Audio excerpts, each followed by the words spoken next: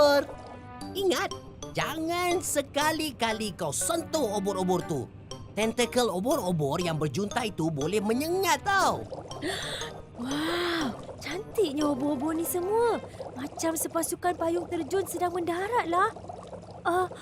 Obor-obor suka makan apa, Queen? Obor-obor akan makan semua jenis haiwan yang lebih kecil dari saiz mereka seperti plankton, ketam kecil dan udang. Oh, faham?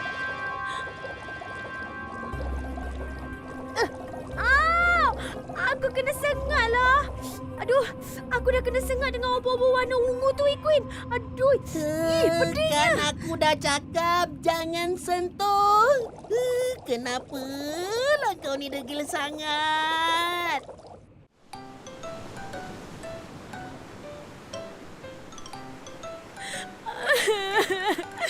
Aku tak sangka pula kalau kena sengat dengan obor-obor tu boleh jadi sakit sampai macam ni. Aduh, tolonglah Queen. Tolonglah aku. Habis tu, kau nak suruh aku buat apa sekarang? Takkan tak ada ubat langsung. Sakit sangat ni Queen. Sakit sangat. Aku pernah dengar petua kalau disengat oleh obor-obor. Kau nak cuba tak, Ikwan? Manalah tahu kod-kod mujarab. Cepatlah cakap. Engkau kena buang air kecil dekat atas sengatan tu. Hah? Ew!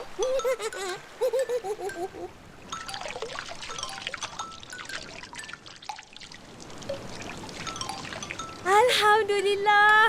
Aku tak sangka petua yang kau suruh aku buat tu tadi betul-betul mujarab lah. Baguslah kalau macam tu. Lain kali, jangan suka sangat ikut perasaan kau tu. Queen, jomlah kita pergi menyelam sekali lagi. Aku tak puas lah menyelam tadi. Tak serik-serik lagi? Kali ni aku janji tak akan sentuh apa-apa dalam lautan itu lagi.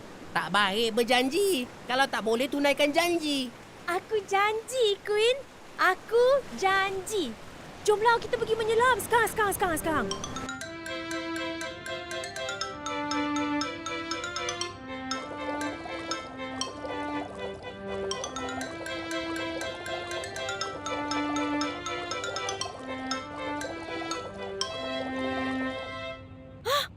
Queen, tu dia obor-obor yang sengak aku tadi.